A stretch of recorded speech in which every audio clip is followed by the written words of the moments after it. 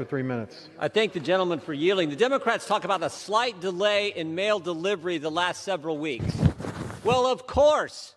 Would you want to deliver mail in Portland today, city that's been under siege for 90-some days? I bet there's delays in Portland, Seattle, Minneapolis, Chicago, New York. I bet that's where the delays are. I mean, in fact, how do you deliver mail to a CHOP zone, to a CHAZ zone? How do you do that? They wouldn't let them in.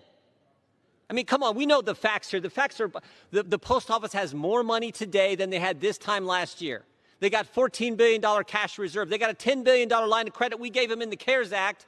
And the Postmaster General is moving some sorting machines and removing some mail collection boxes. The same thing every Postmaster General has always done. In fact, between 2011 and 2016, the Obama-Biden administration removed 12,000 mail collection boxes. Oh my goodness. And it's happening again. We're moving some boxes, and somehow that's a reason to give $25 billion to the Postal Service and create all this conspiracy theory that not my words, the Wall Street Journal called it that the Democrats are doing. So what's really going on here? If you really wanted to focus on some concerns the post office had, we have a bipartisan bill that the late Chairman Cummings and Mark Meadows worked on. Mark Meadows, I don't even think the Democrats, I know the chairwoman hasn't even talked to him about this.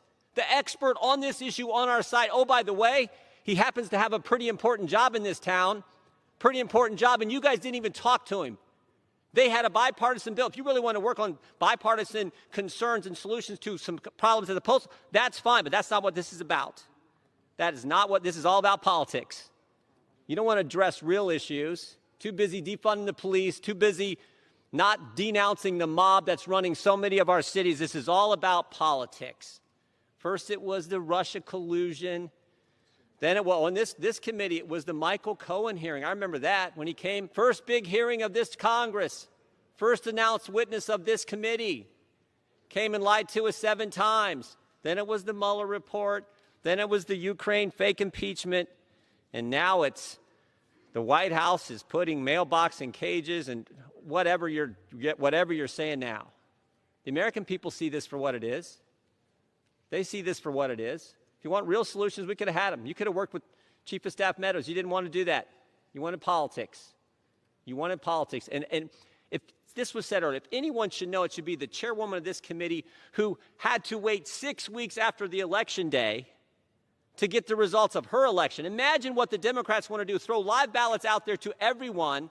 That was just one congressional primary election. Imagine what they want to do, 150 million ballots thrown off, live ballots to the whole, that's what the Democrats want. Imagine what that's going to be like. That's where these guys want to go. We should be working on real solutions. Gentleman's time has expired. Instead of this charade that the Democrats are putting us through, I yield back. Gentleman's time